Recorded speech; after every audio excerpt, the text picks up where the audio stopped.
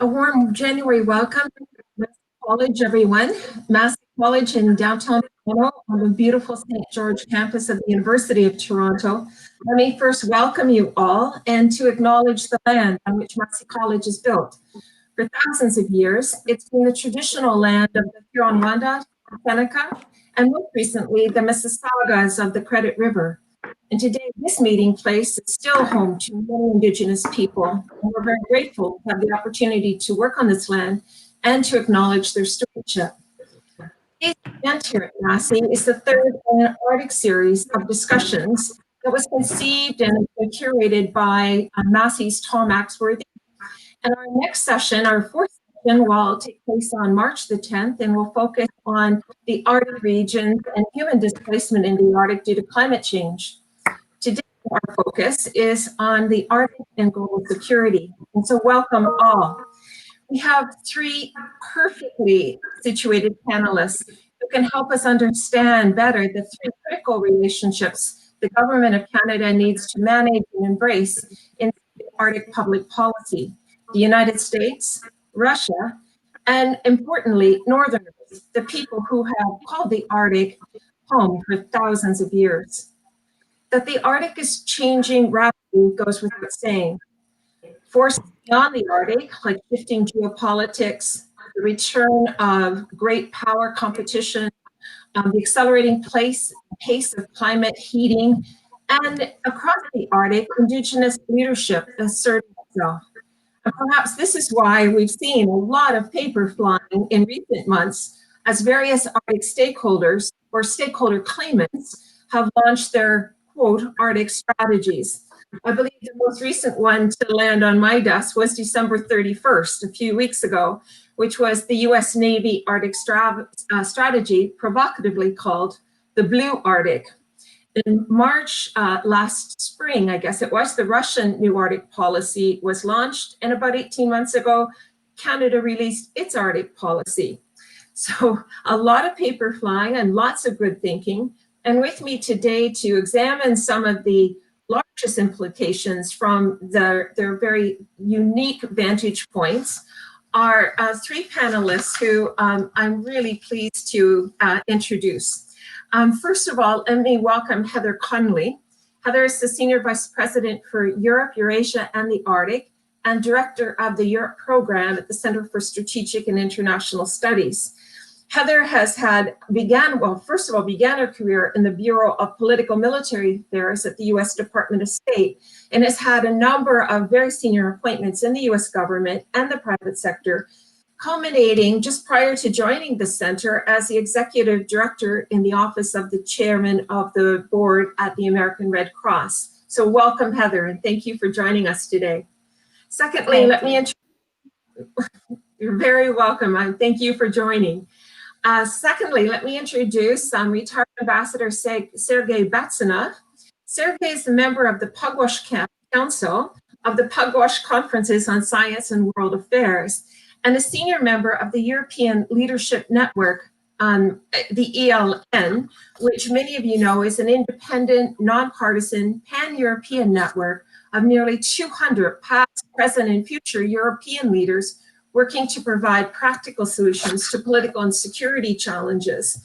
Today, Sergey is particularly active in Track 2 diplomacy, and as a Russian ambassador, he worked on the whole range of arms control, disarmament, non-proliferation, and outer space-related issues in the Soviet and later Russian Ministry of Foreign Affairs, and as ambassador, led the Soviet and then Russian delegations to the Conference on Disarmament. And finally, it's a really great pleasure to welcome Tony Peniketts. Tony has had a long and impactful career in politics and academia in Northern Canada, having been Premier of the Yukon in Canada for many years, and later served as a Canadian Fulbright Chair in Arctic Studies at Washington University. Tony's book, Hunting the Northern Character, is his insider view of many, many decades in the North, of the North and the Arctic world generally, a personal account of his experience in all aspects of Northern life, social, environmental, and economic. And last month, for his significant contribution as a teacher, as a negotiator, and as a public servant, Tony was named an officer of the Order of Canada. So welcome to all three of the panelists. Today, this event, what we'd like to do is think about a number of things in terms of the Arctic and global security. And to get things started, thinking of the changing Arctic, this crosses several dimensions that are influencing the acceleration of the militarization activities and planning of at least two, if not three, major powers with eyes on, if not full presence, in the Arctic: the US, Russia, and more recently, China. With the sea ice melting, with permafrost melting, with the return, as I said, of big power politics, with Northerners' assertion of rights and serious decision-making roles, each of the panelists, each of you have a unique and broad perspective on security, but perhaps you could begin by commenting on the acceleration of the military, the hard security aspects of the North that you see both as threats and challenges to maintaining what has been so far a peaceful Arctic. Heather, can I begin with you? Of course, thank you so much. Well, I think in many ways, what we are seeing today is the manifestation of the restoration of the strategic imperative that is the Arctic. Russia certainly, I believe, began back in 2007, 2008, really began to restore the strategic importance of the Arctic, in some ways restoring its own position, restoring the protection of the Russian Arctic. But what we're seeing now, 10, 12 years later, is the understanding that the Arctic shortens distances. It shortens distances for missiles, it shortens distances for undersea activity. And so I think, again, what you were seeing is that restoration of understanding of the strategic importance of the Arctic. So Russia has certainly been demonstrating to us some of the technological developments that it has been focusing on for the last several years. We're seeing that technological advancement through hypersonic glide missiles, through its nuclear submarine deterrent, through its both modernization of the nuclear submarine fleet, as well as new deployables undersea water drones, potentially with nuclear capabilities. We're also seeing their developments in space, anti-satellite weapons. So this is presenting, in some ways, Russia's technological developments have forced an awakening, particularly in the United States, to understand the strategic importance of the Arctic. We've also seen over the last 5 to 6 years an uptick in exercises in the region, both Russia as well as NATO and the US and other allies. We are testing our capabilities in the Arctic, seeing where they are lacking, seeing where there are advancements in new weapons and equipment. And that, of course, with the additional enhancement of exercises, brings greater challenges to misunderstanding, miscalculation, and accident. It also increases risk when we see where Russia imposes GPS jamming during exercises, and that, of course, increases the risk. So in essence, both technological development, increased exercises, we're signaling to one another the Arctic is increasing in importance to us, to the United States. And of course, it's absolutely vital to Russia and its ability for maneuverability from the North Pacific and the North Atlantic, and for the United States and for Canada, I would dare say, for North America. Those are our two avenues of approach of defense, which we now have to enhance those collective defense measures. So it's gaining importance, and we need a forum to discuss all those important developments. Over to you. Well, thank you very much. I mean, you've laid it out quite well from a point of view of some of the shifts that are occurring. And you've also, I think, said before that there isn't one Arctic. So, even talking about three relationships, we're talking about different geographical areas as well. Tony, you, as Premier of the Yukon for many years, sat cheek by jowl with your Alaskan counterparts. You have many borders in the Yukon territory. Perhaps you could speak a little bit about the principal concerns you saw then and how you think they're changing now. Well, there's a couple of things about the Yukon-Alaska relationship. I was once asked in an appearance before the Foreign Affairs Committee in Ottawa why it was that the Yukon Territory had so many intergovernmental relationships on education, on highways, on wildlife, and land use planning, etc., with the state of Alaska. And did it not occur to us that we needed to ask permission of the Department of Foreign Affairs, or International Relations, or Global Affairs as it's now known? And the answer Governor Steve Cooper and I gave at the time was, it never occurred to us to ask. And that is a reflection of the comment made by a former Icelandic president, Olafur Grimsson, that the national capitals of countries like Russia, Canada, the United States, and Denmark live at not only a great physical distance from the Arctic areas they presume to govern, but also at a great psychological distance. Most of the people making policy decisions about the Arctic actually don't know the Arctic very well. So let me just say that in Northern Canada, but I think this is true of Canadians generally, we have three very broad ideas about security.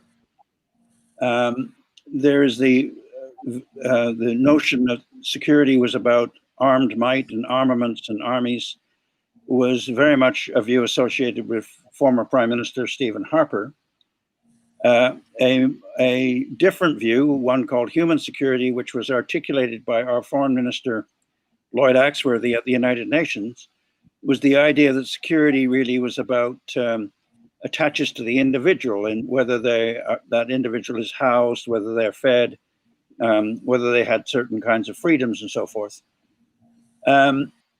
But a view I associate myself with more is the view articulated by the University of Toronto scholar Franklin Griffiths, who argued that in the Arctic, security, the nation state, neither the nation state nor the individual is a good reference point for Arctic security. In fact, Arctic security, life in the Arctic, survival in the Arctic actually depends on community. And I would say that that's perfectly exemplified by, if you like, in the United States, there's the Western myth of the Hollywood hero as the lone man with the gun. But in his great short story, the famous author of Klondike Gold Rush stories, wrote a piece called Building a Fire, about a lone man taking a walk in midwinter down the Yukon River to Dawson City, and then dying for want of a match or a companion. And I have long argued that Arctic communities should, rather than being an afterthought to security debates, they should actually be the cornerstone of a lot of those discussions. And let me just use one example before I pass on the baton here. Right now, I'm involved in a group which is very concerned about permafrost thaw in the Arctic. Not just that it's disrupting communities and villages are sliding into the sea and highways are buckling, but the other side of the problem, which is the permafrost thaw in the Arctic is contributing massive amounts of carbon dioxide, and more seriously, methane, to the global environment, and therefore is a serious contributor to the problem of climate change. Now, Russia contributes 2/3 of that problem, Russian tundra. Canada contributes 1/3. And yet, as far as I can see, neither country is doing anything about this security problem. I'll leave it at that. Well, thank you. That does take us also into things we'll discuss in our next round of this series. But let me now turn to Sergey. And Sergey, you come with that unique perspective of whether you think of the top of the world. You've looked at it from various vantage points, from your life in Russia and in foreign policy in Russia. You've also watched the acceleration of the military aspects of the Arctic. What are your principal concerns about that? Yes. Well, thank you, first of all, for giving me an opportunity to share my views, sometimes questions, maybe more than views. So, to comment on acceleration of, let's say, military side or military buildup, I think we are not yet in a really dangerous phase of it. If you take Russia, in the 1990s, there was a dramatic decline of military presence, military infrastructure.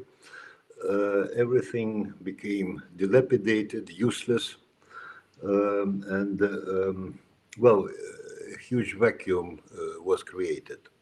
And I agree with Heather, if I understood her correctly, that what started to happen in the second half of the 2000s was actually the restoration of at least some of the military presence there. Another, but I think future has many more and more serious risks.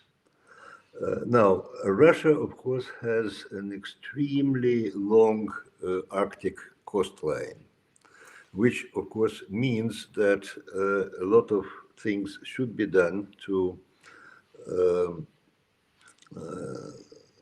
increase the security of the coastline.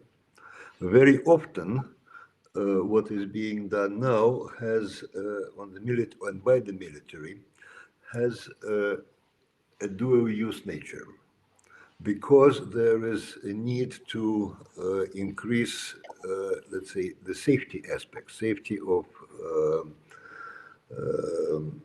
sea traffic, safety even of people, rescue operations, and things like that. Now, of course, there are things that existed before, that do exist now, and that relate to our strategic, let's say, relations, strategic weapons relations with the United States. In that sense, they are not, let's say, typically Arctic. They rather depend on overall balance here, like, well, the strategic submarines with SLBMs, anti-submarine warfare, and things like that. That, of course, would grow further. But what really worries me is the time when Arctic, and of course, it's not going to be very soon, but there is a risk of that happening. Arctic, or much of the Arctic Ocean, would be free of ice, thus allowing or making it possible to populate it, so to speak, with different means, with different naval forces. And here we come to the crunch. What is probably giving quite some headache to Russian military planners. Extensive missile defense network that the US may wish to establish in the open sea of the Arctic.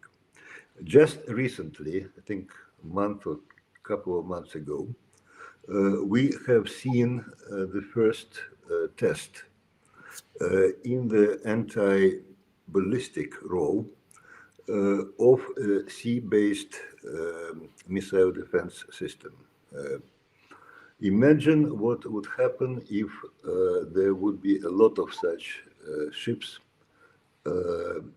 floating in the blue international waters of the Arctic. And if that happens, of course, we would need to think how we can take care of them, or at least make their presence there not very useful. The other concern is, and this is coming also with the Arctic Ocean becoming blue and not white, possibility for additional missile attacks on Russia from the Arctic Ocean, not across the Arctic Ocean as it used to be, but from the Arctic Ocean, not necessarily even with nuclear warheads. I would not go further with that. It is still, in a way, a futuristic scenario. And I think that while we should be aware of such possibilities, we should now try to make further effort to reduce the existing conflict potential in the Arctic, and even more so to prevent it from expanding, growing, acquiring new features, new lines of attention, and so on and so forth. Thank you. Heather, can I come back to you on some of Sergey's comments? You have said that, we can't wish the military side of the Arctic away, but can we stabilize military buildup from accelerating by creating some stabilizing actions that might build confidence? But I thought, as we spoke, you probably have a perspective as well in terms of the buildup that is occurring and some of the exercises that have been occurring. Well, I agree with Sergey that in some ways, the conversation that we're having about the Arctic is the lack of a more rigorous arms control framework for the United States and Russia. When we're talking about the missile defense architecture and the ability for, the Aegis system to work in the Arctic, in some ways, we aren't talking about the Arctic per se, but we are talking about arms control framework that is in some ways housed within the Arctic. And again, that's why the Arctic's strategic. It's about the shortening of distances for missiles, for systems. So I think he's absolutely right. The other point I'd underscore is the dual use nature. A lot of the Russian military activity that we are seeing in the Arctic is because they wish to more fully use the Northern Sea route as a major transit route. Well, you do need search and rescue. You do need greater radar systems to understand what is in the Arctic, and particularly what is in the Russian Arctic. But at the same time, those centers do have some potential dual use capabilities. So it's transparency, it's confidence building measures. And what I was mentioning in the beginning, the one thing that we really lack is a place to speak to Russia in particular, but all the Arctic states about our military developments. It's not just Russia that is reconfiguring its military posture. Nearly all the Arctic states are doing so for both the increase in commercial activity, human activity, and yes, military activity. So we need a place to have that conversation. We've tried different fora, like the Arctic Chief of Defense Roundtable. This is something that actually the Russian government has put back on the table very recently to have this conversation about hard security. We can't have that conversation at the Arctic Council because it forbids a hard security conversation. We have other fora like the Arctic Coast Guard Forum, which is a very important forum to talk about search and rescue, oil spill response, those types of issues. I see exactly to Sergey's point, we are not in a danger point, but we could get there fairly rapidly. And now is the time to put in place forums enhanced transparency, confidence building measures. I've advocated for a code of conduct when it comes to military exercises, making sure we have full communication and transparency. Look, it is hard to do anything in the Arctic, whether that's soft security or hard security. To Tony's comment, it is a community response if someone is in danger. So we now have to put these mechanisms in place. If we don't, and we have further miscommunication, missignaling of the type that Sergey was pointing to, then we run the risk of having this as a much more dangerous situation. Let's build the preventative diplomacy now to prevent that from happening. Mm-hmm. Just now you tend to feel that you might two or so words. I think I agree. Well, putting aside some really not so important nuances, I have full support, Heather, for what you have said. Perfect. I let me come back. Tony, one of the things we're talking about Russia, we're talking about the US, but you know, you've been very outspoken from a very early period about the role of Northerners in these discussions. And you've talked about this multi-faceted type of security, but even on issues of hard security, you know, where do you see the voices of Northerners able to play and contribute their perspectives as well? You know, Canada signed, 20 treaties or agreements with Northerners over the last 30 years so that they would have voice and role in this. Well, let me comment first, picking on Sergey's point about multi-use facilities. There's a document which has been largely forgotten, which came out of Canada's defense research experts, which actually proposed a North First strategy where we would actually build multi-use infrastructure, which of course in Canadian political sense means you would have to have lots of conversations, not just between federal departments, but also between regional governments and communities about where you put airports and how you build ports and other facilities, which would be used by not just military users, but by communities. Let me pick up on the point of the question you asked, though, Rosemary. You know, government is about choices, and I note that Canada's economy is about the same size as Russia. Russia is very much focused on energy and military expenditures. Canada, a long time ago, decided, though, that we wanted to put the lion's share of our budget into something called what the Americans called single-payer healthcare system. So everybody in the country, whether they live in remote Arctic communities or in Toronto, has good basic healthcare. Between Alaska and the Yukon, you have a similar choice. I think the American military has almost as many personnel in Alaska as Canada has in its whole army. And there our two countries have made very different choices. The United States and Alaska has it's very much a security fortress. Northern Canada, building on the American experiment of the Alaska Native Land Claim Settlement in 1971, which returned to Native people 178,000 square kilometers of land and transferred $1 billion for their development. Canada started making treaties in Northern Canada too, and has, with something like 20 of those treaties, secured the northern 40% of our homeland by virtue of the fact of these treaties being not only affirmations of Canadian sovereignty, but by having a relationship and viable communities there has actually enhanced our security. And I think that's a very, very different approach than you see in most parts of the world, but it is one that in some ways is being copied in northern Sweden and being discussed with the Danes and Greenlanders and so forth. So again, I come back to the point about there are broader ideas about security, which are not just those about military expenditures. If you do polling, Most Canadians imagine that there are ports and military bases all along the Arctic coast.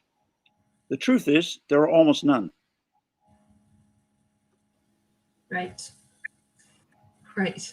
Well, Canadians' perceptions of the North, as you said earlier, are somewhat not uninformed in many ways, and a great interest and kind of passion and mystery of the Arctic, but missing some of the pragmatic details of infrastructure and northern assertion and leadership. Sergey, if you pick up on Tony's point with respect to the role of northern, when we talked about the possibility of a Canada-Russia bilateral relationship, I mean, the relationship is quite icy, to use a mixed metaphor, when you've got sanctions policy in Ukraine and Crimea.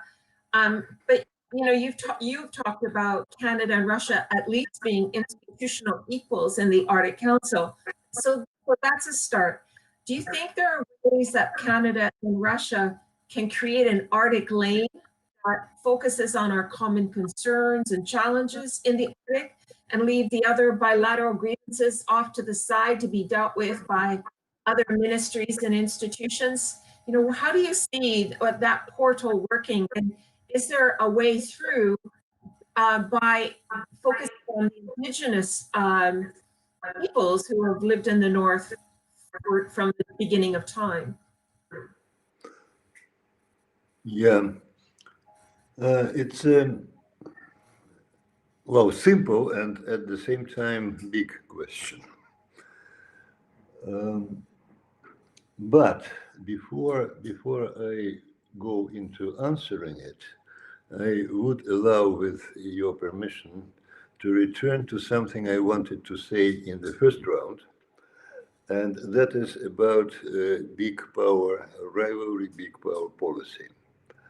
Now, it has become a rather popular term, which politicians use when they discuss the current international situation and dynamics.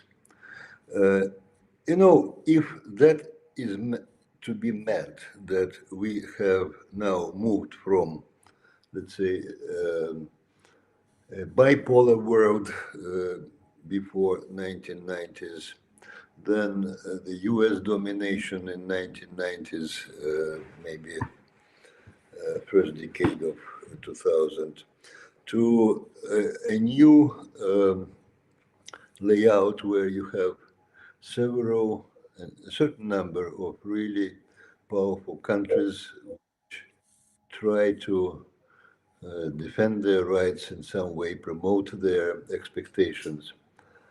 Of course, it does create additional problems. And frankly speaking, I'm afraid that collectively we have not yet developed a whole set of, let's say, political, diplomatic, and other instruments to address this multipolarity. But I would not like to narrow it down to big power rivalry, because if you start thinking in this term or in these terms, you end up very quickly with a perceived need to be more powerful, and more powerful in general, and more powerful militarily in particular. So I think it would be helpful, actually, if we do not mention that too often. Now, Russia, for Russia, the Arctic zone is also very important economically and socially, with all its diversity, because by diversity I mean that, let's say, in the Kola Peninsula, the very west of the Russian Arctic, of course it is much colder, but more or less life is, like in central Russia. But when you start moving east, you would soon have, first of all, very rarely populated areas, then areas populated by various families and branches of indigenous people who have their tradition, who have their way of life. They also want to live decently. They want to be able to use modern facilities. At the same time, they would like to continue in several respects the kind of life they used to live. And the modernization very often kills that way of life in many, many ways. But at the same time, this area is economically very important for Russia, and obviously Russia would be interested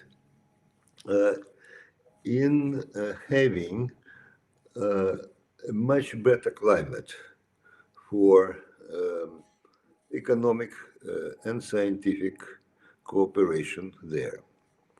So coming closer, coming back, Rosemary, to your question, whether it is thinkable that Russia and Canada can establish some kind of Arctic lane for cooperation, and looking at it from the Russian side, I'm tempted to say yes, in principle it should be possible, despite other things.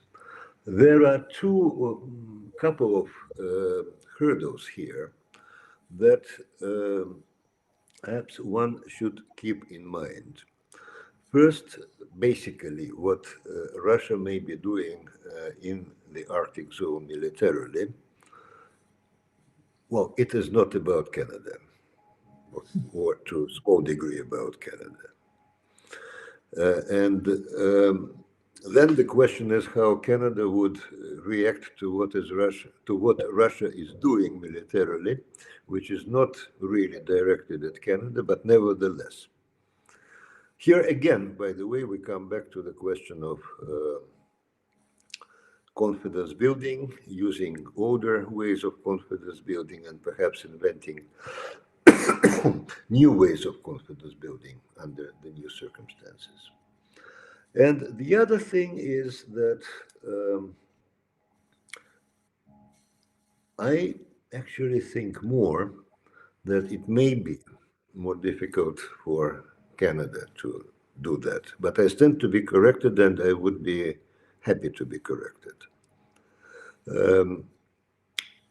In terms of, I think we have reached, and now it's not only about Canada, but in a more general sense, a kind of atmosphere in Russian relations with the West, that too many people, when they hear about some, let's say, cooperative project with Russia, they would say, oh no, we cannot do that. Why? Because Russia doesn't do this, doesn't behave well in some other places or on some other issue, and it would be a reward for bad behavior. Now, we understand that, of course, people can think different, may have different opinions.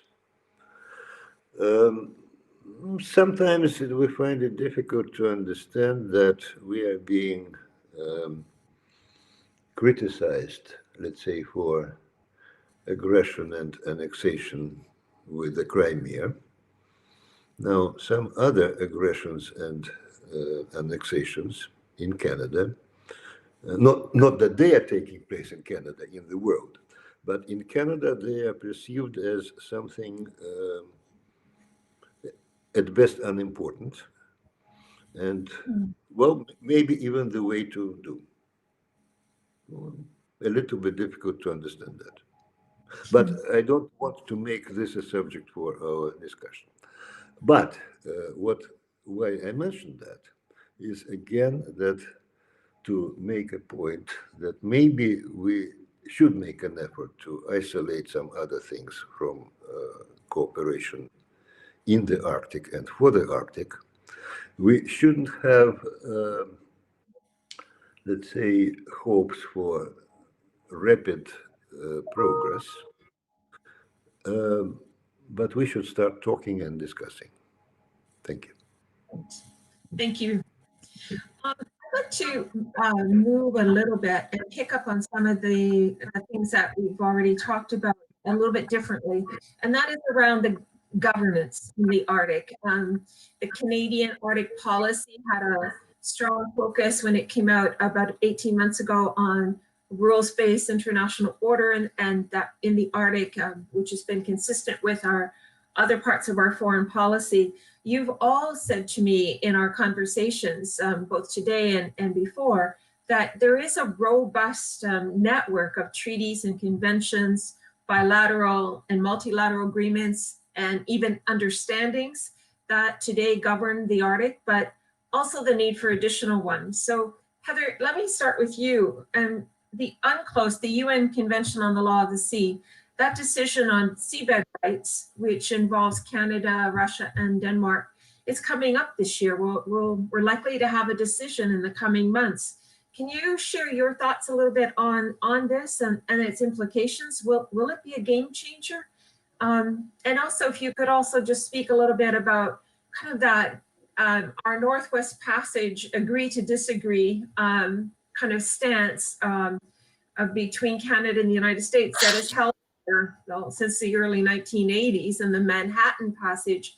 Can you speak a little bit about both those, that formal side of UN Convention on the Law of the Sea, and then also on these informal understandings we have that so far have endured through different governments and administrations on both sides of the border? Thanks, Rosemary. Well, just to be very clear, the international legal framework for the Arctic is the United Nations Convention on the Law of the Sea Treaty. Even though the United States has not yet ratified UNCLOS, it follows UNCLOS according to international customary law. And in fact, the 5 Arctic coastal states have reaffirmed that UNCLOS is the framework for the Arctic multiple times through the Ilulissat Declaration process. So that is very clear. There's really only one major power that has questioned that, and that is China, that believes the Arctic is of undetermined sovereignty. So you really do have a very firm agreement, and the United States and Russia have many, many disagreements, but we do agree on that, which is really important. So what you're referring to is a process that began back in 2001 when Russia submitted scientific claims to go through the legal process of extending its outer continental shelf in the Arctic. It submitted those claims first in 2001. It was asked for additional detailed information. It resubmitted in 2015. So you sort of feel like any day now, we should hear from the Committee on the Limits of the Continental Shelf Commission, which is a UN body that was created from UNCLOS to determine whether the Russian scientific data meets the legal definition to extend the outer continental shelf. Once that ruling occurs, then Russia must bilaterally negotiate with the Kingdom of Denmark that has overlapping claims, and eventually probably Canada, because they too will have claims that will overlap with the Russian claims. So I give you this long legal process to tell you that Russia is following UNCLOS exactly as it is written, that once this determination is made, then it's time for bilateral diplomacy, something we saw Norway and Russia do in 2010 with the demarcation of their maritime border in the Barents Sea. I fear that headlines will say that there's some sort of race for, that the Arctic Ocean is now becoming the South China Sea of, competing claims. This is not the case. But it's something that obviously we need to be able to educate viewers as they understand what's happening. What does concern me is the challenges to the international legal norms of both the Northern Sea Route over the Russian Arctic and the Northwest Passage, because the United States and the majority of the international community views both of those as international passages. Obviously, Canada and Russia view them as internal passages. And while these routes have really not been used sufficiently to really challenge those claims, the Northern Sea route, of course, is a slightly different category. We're going to have to address this, I think, probably sooner rather than later for the Northern Sea route, because the Russian government has made legal changes to the Northern Sea route, which do contravene international law. So those things we're going to have to address. The other issue we're going to have to address, again, not to be so wonky on international law, please forgive me, but UNCLOS has a Article 234, which is known as the Icy Waters article. Of course, these icy waters require special conditions that, again, nations can provide extra safety as you navigate these icy waters. Well, just as Sergey mentioned, if there is going to be a blue Arctic, increasingly ice-free Arctic, can nations use Article 234 if the icy waters are no longer icy? And that is really the instrument that nations can exert special requirements. So we have lots of legal challenges for us. But as I said, I think everyone is addressing these issues in a responsible way. But we have to have those forums and those conversations to be able to get ahead of them before they turn into a problem. So stay tuned. We'll see if the Article 76 Commission reports. And I know the Russian government is very eager to get those rulings reported out as quickly as possible. For sure. Tony, if we could come back to you, because you were at the birth of the Arctic Council, and there's many things that is not, but 25 years on, it's still remarkable in terms of what it's done and what it continues to do. What do you think of the future of the Arctic Council in this Arctic governance and its role in this rapidly changing Arctic? What still works and what could it take on, or at least ensure, because it has such a wide body of knowledge and experience, ensure others take on? And I think if you could also speak a little bit to who gets to participate and who gets to watch. And that becomes really important, since many more are claiming national interests in the Arctic and how it's governed and managed, even if they don't have territory in the Arctic. So thank you, Rosemary. I have written, probably some people would say, at too great a length on this subject. Officially, the Arctic Council does not deal with security questions. But as Lawson Brigham, the principal author of the Arctic Marine Shipping Assessment, has said, the Polar Code, the Arctic Shipping Assessment, the Search and Rescue Agreement, and many others are all excellent achievements of the Arctic Council, but they also have security aspects, which I think should not be ignored. My problem with the Arctic Council, and I was very pleased to see it created, it was actually a Brian Mulroney idea originally. I think in a speech he gave in Russia. I think it has done some marvelous things, but I think from the beginning, the Arctic Council has a fundamental design flaw. In the Arctic, it is generally true that regional governments do most of the governing. They run roads, schools, airports, hospitals in managed lands and resources. But in the Arctic Council, they have no vote and no voice. And if you ask someone from Tromsø if they think a bureaucrat in Oslo represents them well in Arctic Council discussions, they will laugh in your face. The permanent participants are a great addition. They bring in the indigenous voices, not of indigenous governments like Greenland or Nunavut, but they do bring in the political organizations of 6 indigenous groups, which is a wonderful contribution. Some of those indigenous groups are purpose-built organizations built for the Arctic Council. Others, like the Sami International and the Inuit group, go back decades. But it is ironic that Nunavut, an Inuit government with $1 billion budget, has no voice. The NWT, which governs most of the culturally Dene lands in the Arctic, has no voice.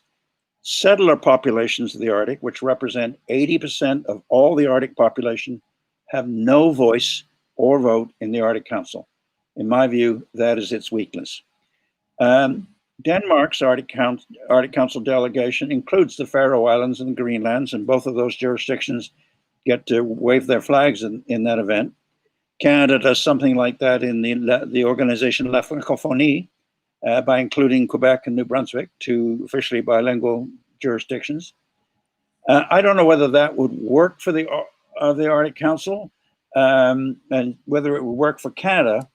But I do believe that the quality of the discussions in the Arctic Council would be vastly improved by the direct inclusion of Greenland, Finnmark, NWT, Nunavut, and equivalent jurisdictions in Russia, if that could ever be arranged.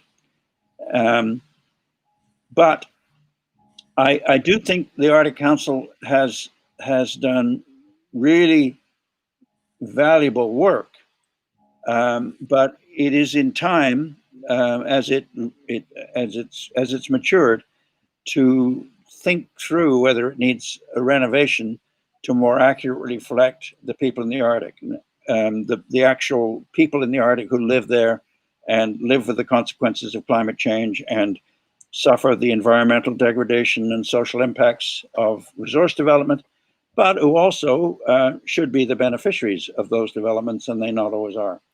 Let me make one point to Heather's comment about UNCLOS. You know, Canadians, progressive Canadians particularly, were extremely proud of the fact that the Arctic Council brought Indigenous people into the Arctic Council. But we saw it as a sad moment that when the 5 oceanic countries that met at Nulasat created the UNCLOS, or decided that UNCLOS would be essentially the law that operates for them, they did not include any Indigenous people in their delegations. The Canadian delegation didn't. And ironically, Hillary Clinton criticized the Canadian government for that, although, as one Alaskan told me, Hillary had no Indigenous person in her delegation either. So we have been, most of us who've lived in the North for a long time, have spent our lives building relationships, fostering relationships, and creating new orders of governance between the settler and Indigenous populations. I think that are very important to the broad idea of Arctic security. But sometimes we keep falling back, and other times I think now is a moment now, given what's happened in the United States, for us to seize the moment to actually take a hard look at even the Arctic Council, but other instruments, and whether we can cooperate. And I'll go back to the permafrost thaw question. To Sergey, you know, despite we have 1 million Ukrainian immigrants in Canada. They're obviously upset about what happened in recently there. But I do think it's desperately important for Canada and Russia to have a bilateral conversation about permafrost thaw, and to include scientists from our universities and yours about how we can deal with this problem, which is becoming a global problem. And since Russia is taking over the chair of the Arctic Council very soon, I would hope it would put this issue on the agenda of the Arctic Council. Thank you. Sergey, would you like to jump in? Well, I'm not an expert on the Arctic Council, I have to confess. But I have not heard about Russian plans to put something on the agenda, or something new on the agenda of the Arctic Council. That said, my understanding is that in principle, the attitude towards possible additional or new initiatives or proposals to conclude some new protocol, in principle, this attitude is rather open and flexible. That's my understanding, based on some of the chats I had recently.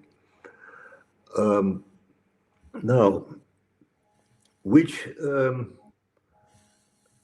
brings me to the following point. Yes, of course, I am very well aware about how many people, citizens of Ukrainian origin, live in Canada, and I've seen that myself when I used to come to Canada more often than nowadays. And it's not let's say, meaningless detail. So if we are to discuss, let's say, how to conduct serious business, we probably need to be able, on both sides, on the Canadian side, on the Russian side, to have a good, serious rationale for cooperation in one or another particular area of mutual concern.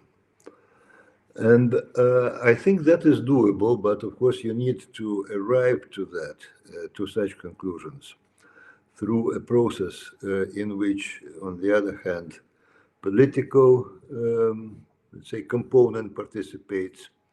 On the other hand, scientific, academic component participates.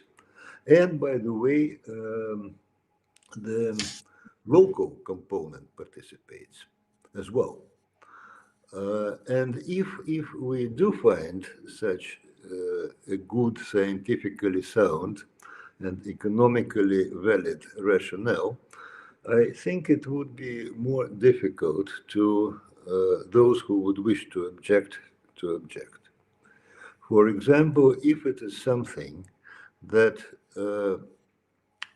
is closely related to averting further deterioration of the global climatic condition or conditions, and indeed it is for the reasons that do not, let's say, politically depend neither on Russia nor on Canada, the two countries end up having a lot of responsibility for deciding this way or the other. I think it might work. It might create a good context. By the way, there is one more consideration here, but it is not only about what can happen between Russia and Canada. It so happened that Joe Biden decided to have former Secretary of State Kerry as his special envoy for climate, which I think means that when John Kerry takes this position, he should be interested in Arctica as well from, let's say, the climatic perspective. But I don't think he will quickly forget the issues which used to be on his desk during his previous presence in the administration, and ignore completely the security, including military security dimension. This is not my advice to him, obviously, but this is something that I think we should also be watching. Thank you. That we're going to come back to changes in leadership in a minute, but you've set it up very beautifully. But if I could just follow on, because all three of you said in similar ways, but you've really raised the question about Arctic diplomacy. Sergey, what I'm taking from you is effectively that the Arctic needs some track 2 diplomacy.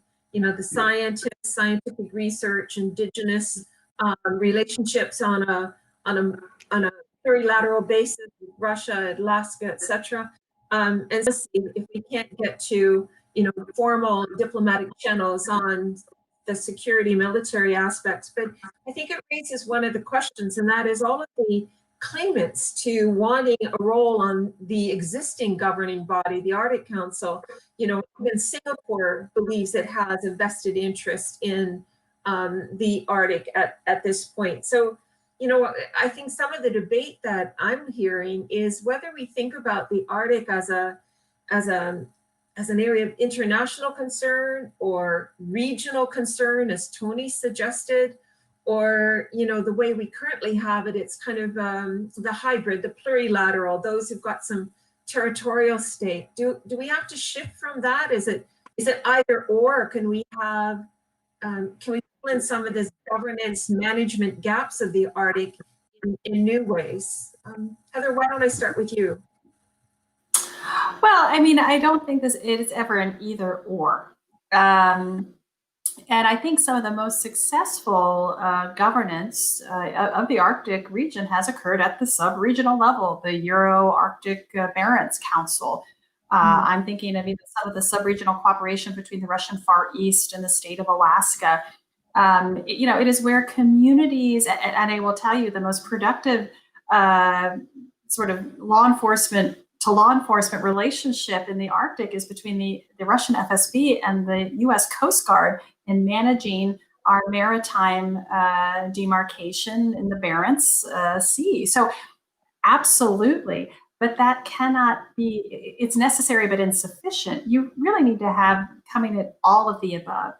So clearly the Trump administration made a massive decision to step away from Arctic science diplomacy, Arctic environmental and climate diplomacy.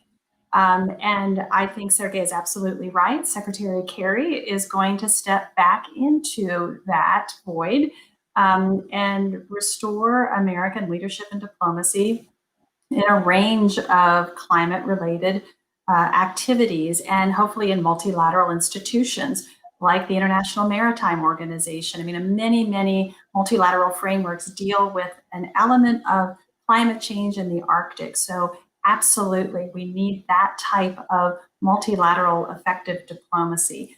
But again, it's not going to make the military or the security dimension go away. We need to address that, as we talked about earlier. So we certainly at CSIS have argued for a strong multi-pillared approach for US policy to the Arctic, stronger American diplomacy, both in the region and the sub-regions, that in some ways, the restoration of a US Consul General in Nuuk, Greenland is one step in that direction. We need to do more, and to return to the multilateral frameworks, to the Arctic Council and elsewhere. We need a much more robust conversation on sustainable development. This is where Russia and Canada, Norway and others, we can see economic opportunity in the Arctic that does not necessarily mean the export of fossil fuels, but we have to think about economic diversification and helping those communities that do need jobs, they do need opportunity, broadband, they need to be connected. So we have so much work to be done in that space. Certainly, again, as I mentioned, in the security dimension as well, which again does not have to be hard military. It can be communities helping one another with coastal relocation. We have Alaskan villages that are literally falling into the sea because of coastal erosion. Permafrost thaw is inhibiting food security, water security. So again, the work here is enormous, but we have to do it from the bottom up and the top down and work together to be much more purpose-driven, not for the life of any one given government or administration or institution, but we really have to start developing these policies for decades. This is going to be really the fight of our generation, and we're going to have to be very focused on it. And thus far, it's been easier to do platitudes and point fingers and not roll up our sleeves, work together, and get the hard work started. Right. Tony, do you want to jump in? Let me just pick up on something Sergey said, and then I'll move on to something that Heather observed. 10 years ago, I chaired the international review team on the 10-year performance of the University of the Arctic. Now, the University of the Arctic is in fact an invention of the Arctic Council. It has now, I understand, something like 200 universities in this consortium. Most of them are Russian. To use the permafrost thaw question, for example, which Heather has just expanded on, it would be incredibly useful if Canadian scientists could reach out to the Russian scholars who are involved in the University of the Arctic. The University of the Arctic has these instruments called thematic networks, and some of them work very, very well. And I think it would be very helpful if, in a way that is not very political, but which the governments of Canada and the government of Russia and other Arctic governments who are involved in the University of the Arctic would encourage a scientific dialogue about this permafrost thaw threat and potential remedies. I think that would be a very useful and hopefully non-controversial activity. Let me say, Rosemary, that as you know, that I have written, as a northern person with a northern perspective, as I've jokingly said, Canada is a big country with a small population. And so one has to be sort of architecturally inventive. But my perfect structure for an Arctic security framework would be a north first or bottom up framework with a deep conception of security, wide cooperation across the Arctic regions, long-term infrastructure investments, which Canada is very bad at, and a two-way longitudinal discourse amongst and between Arctic communities, Indigenous leaders, nation states, governments, and international institutions. And I think if we could foster all of those relationships, the Arctic would be more secure. Thank you. You said you indicated you wanted to come in here. And then I think I should open up some questions from our audience. I didn't hear, Rosemary, what you just said, but I could understand that on the basis of the absence of the small sign on my screen saying that I had no access to microphone. So that sign disappeared, and I understood that you were offering floor to me in that way. Well, I think I largely agree with both the previous comments of Heather and Tony. I think it is Arctic is such a unique, really place because of many, many reasons it is so unique, that it does require a variety of approaches and flexibility, and certainly an active role of indigenous communities and their respective administrative governments and groups. Actually, I myself was a bit surprised that, Rosemary, at the very beginning of our discussion, you mentioned the adoption by Russia last year, in October, I think it was, of the Arctic strategy. It is, by the way, it's not most of it is not about military. A little bit, yes. Actually, when I read it again in preparation for this discussion, I think I was quite, let's say, reassured about a number of things in a positive way. So, but where I was somewhat surprised, also positively, was that there was a lot of, well, a big role was being given to, again, local indigenous groups, formations, governing their respective governing bodies, and not just in terms of, let's say, internal Russian decision-making, affecting those areas, obviously, but also in terms of international relations, which means, as far as this strategy is concerned, which was signed by President Putin, which means that there is a good deal of openness to involving those respective groups into diplomacy, into international organizations, into, let's say, contacts amongst themselves, and so on and so forth. So actually, hybridization of Arctic diplomacy should be a good idea. Fabulous. Are there any questions? I'm looking at first question from the principal of Massey College, Nathalie de Rosier, and thanking Ambassador Batsanov for your candor, Sergey. Could you give an explanation of an aggression that should be denounced but has not, that has taken place in the Arctic? Well, there have been a number of.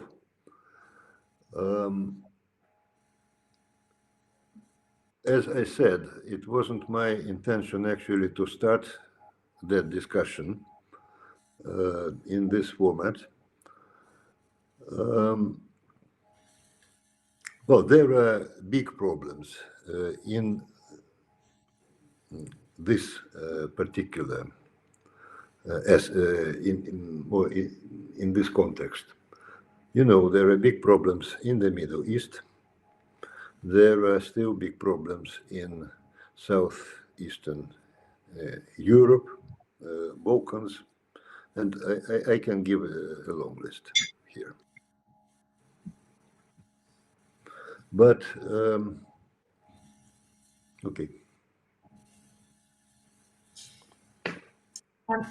Could we have comments from the panelists on the Chinese Arctic Silk Road and their recent published Arctic policy? Thanks so much to Chris Twigg for the question, because we have not studiously avoided, but haven't yet come to the question of China and China's role. It's a request to be an observer at the Arctic Council, but that's not all. Of course, they're building up their capacity for ice-breaking vessels, etc., and claim a strategic interest in the Arctic, like others. But certainly they've got the interest in investment in the Arctic as well. As Tony said, you know, the ports and the icebreakers, etc., that Northerners also look to. Who would like to start us off on China and China's Silk Road policy through the Arctic? Heather, you're up first, and you had the first hand up. Well, thank you. Certainly, the former Trump administration was very focused on China's presence in the Arctic. I think their white paper in 2018 was really just a reflection of a series of speeches that their senior leadership had given related to the Arctic. And you're absolutely right. In some ways, it was the natural maturity coming out of their permanent observer status at the Arctic Council in 2013. The most provocative part, of course, of that white paper was their own characterization of themselves as a near Arctic state. And that's what captured the headlines. We have had at CSIS in recent years a track 2 dialogue with our Chinese counterparts on China's policy towards the Arctic. In fact, we had encouraged them exactly to put that white paper into place so that there was greater transparency. There are a lot of questions, quite frankly, about China's Arctic positioning. You're right, it is economic, it is Belt and Road, it's also a digital wave as well. They see the Arctic, quite frankly, as a diversification strategy. The Northern Sea route is a diversification route in case the Straits of Malacca would become blocked. It is an energy diversification strategy, which is why they are investing in the Yamal LNG project, and they also see it as their place of exports, a natural route to do that. They see it as mineral diversification, rare earth minerals in Greenland, and so what you're seeing is the maturation, if you will, of that economic process, which is dual use, and that is what had many concerned in Washington as China was building infrastructure as well as exploring energy mining routes. China's also very interested in the protein resources. It's interesting in most of the economic agreements they have with Greenland, there's always a fishing protein export component to them. So there's lots of different issues. For what we're watching at CSIS, and maybe Sergey has some thoughts on this, it's really how Russia is turning towards China for increased investment opportunities in the Russian Arctic, so it can achieve its own very ambitious economic goals for the Russian Arctic. But with greater dependency on China and financing, China is a very difficult negotiating partner. But this is what we see really Russia, because of Western sanctions, a variety of issues of why investors are no longer interested in Arctic energy exploration. We can talk about that a little bit if you wish.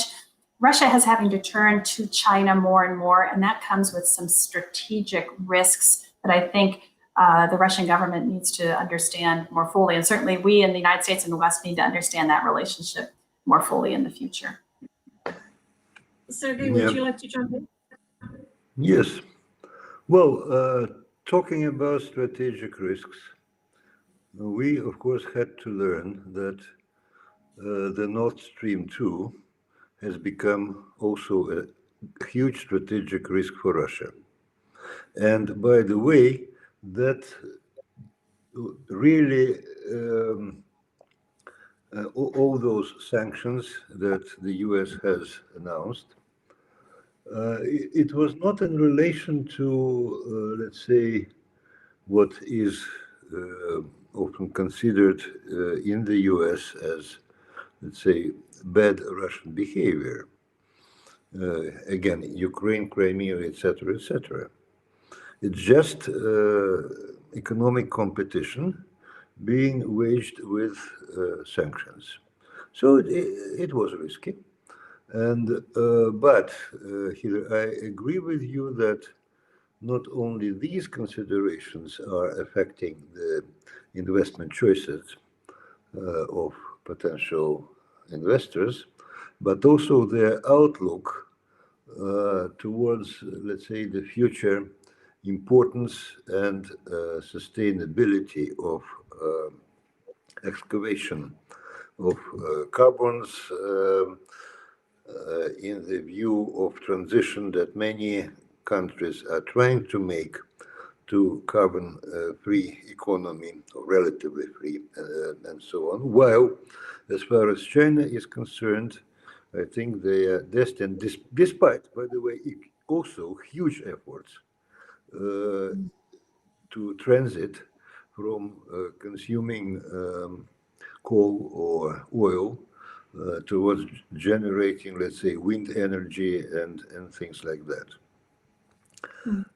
But we do need to look for ways to accelerate the economic development.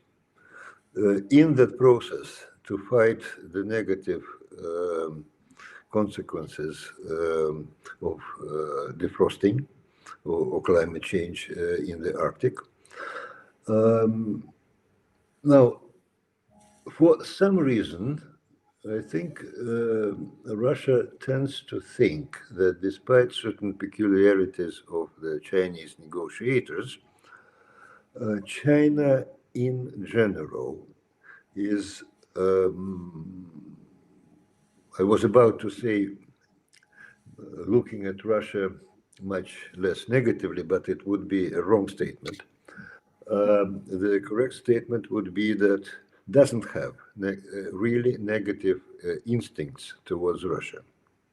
And that does allow, I think we hope, when problems arise, and they do arise, they will arise. The more you have interaction, the more there are issues. To sort them out accordingly. But now let me also look at the issue from a different angle. From my angle, by the way, as an arms controller. Because actually for the last several days, we were preparing, let's say, a rather fundamental paper by Pugwash. Pugwash, of course, is a Canadian place, so the birthplace of the Pugwash movement is also Canada. On the future of disarmament. It may even be out tonight, or maybe tomorrow morning.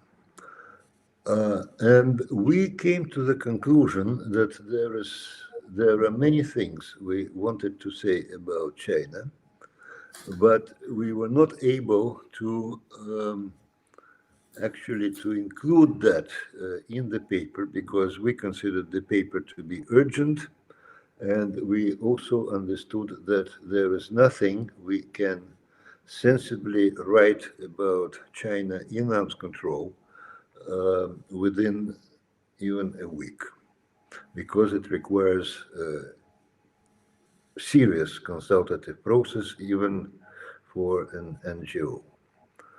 Why I'm saying that?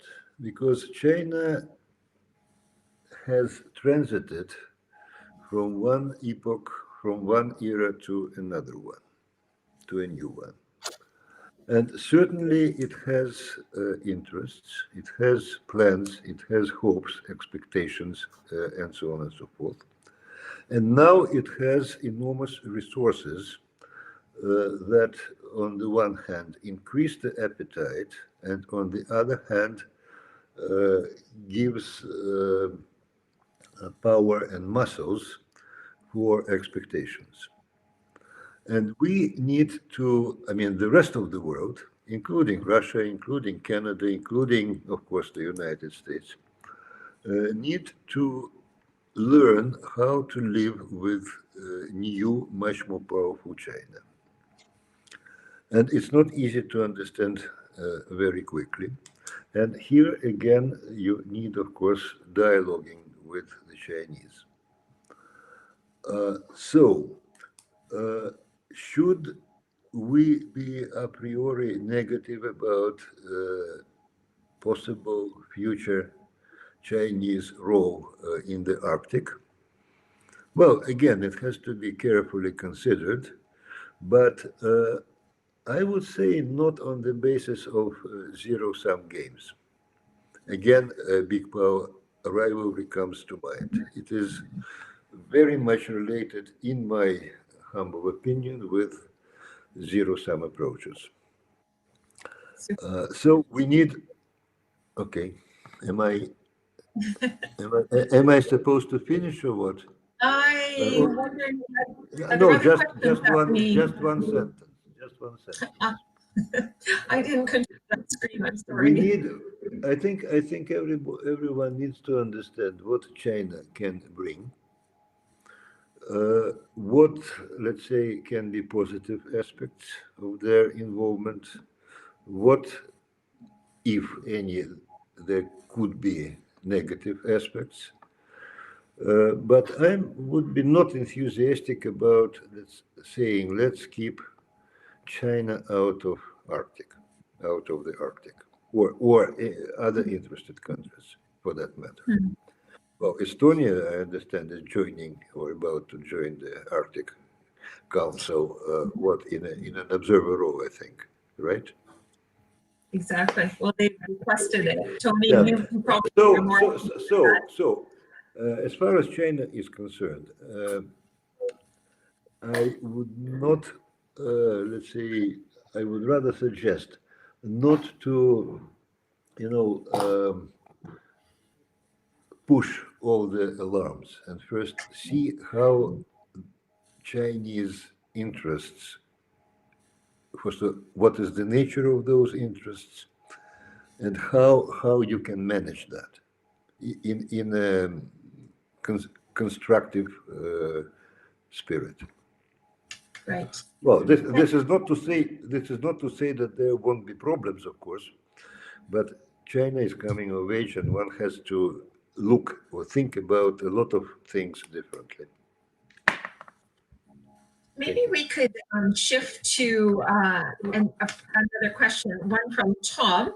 Heather, you mentioned strategic balance. Do the new technological expansions of the arms race with the hypersonic cruise missiles coming on stream, do they change the strategic balance, the security equation in the Arctic? Well, thank you, Tom, for that great question. Great to hear from you.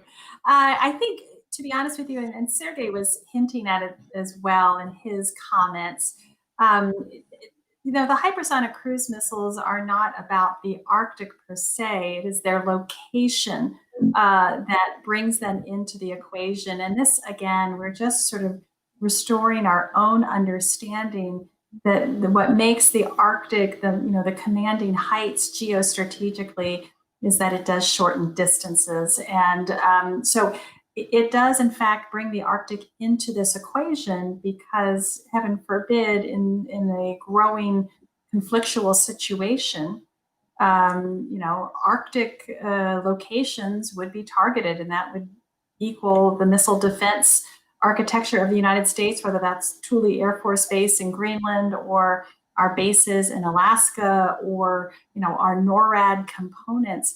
That is the challenge. So it does speak in some ways. There is an arms control agenda that has a lot of Arctic specificity, but that doesn't mean it's about the Arctic, that it's located in the Arctic. And so trying to differentiate those out. But I think it also speaks to ending this myth of Arctic exceptionalism, because the Arctic is part and parcel of strategic tensions. It has since the Second World War onward, but we have to develop tools, confidence building measures, transparency, dialogue. We really have to make sure that it is not. It's just not going to be exceptional in and of itself. Right. And Heather, we just have a couple of minutes left. And so just kind of in 1 minute, maybe you can, because you're sitting most of the time in Washington, and we've all watched what the transition has gone on in Washington in the last few days. President Obama had a very much a climate perspective on the North, and President Trump had more of when it was thought about, was more of a military one, certainly through former Secretary of State Pompeo, that was clear. Where do you think President Biden's going to sit? Somewhere in between both camps? How do you see that playing out over the next while? Well, I certainly hope at the end of the day, the Biden administration has a more balanced policy approach, meaning that we have a very forceful and engaged and purposeful presence on climate, science, environment, sustainable development. And we are addressing the security challenges that we see in the region through dialogue, through understanding, but also through defense and deterrence. And so you have more of an all of the above strategy.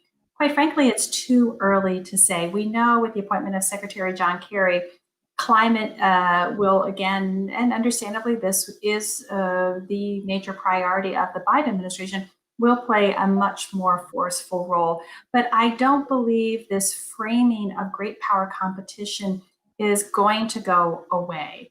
I think it's not going to be, the singular lens by which everything is determined.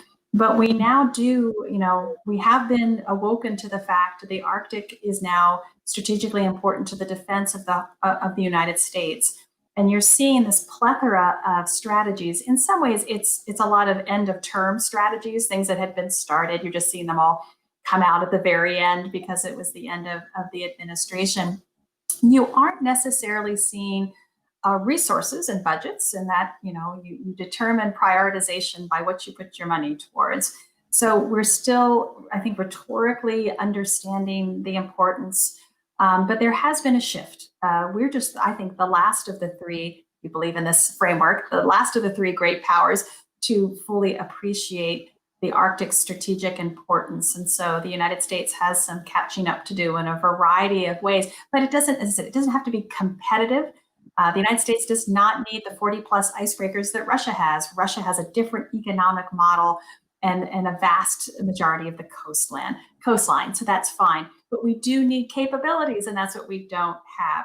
We do need stronger partnerships with our Canadian partners to make sure we have a strong and enduring capacity in the North American Arctic to protect and to help those who are in need. So I think we'll see a balanced approach, but this is going to be a very stretched administration with so many looming challenges and priorities. And I think the first priority, Sergey, very much to your portfolio, we're going to start by extending the New START treaty and hopefully starting a more robust arms control conversation, which will help the Arctic, whether it's about the Arctic or not. So we'll start in that positive way.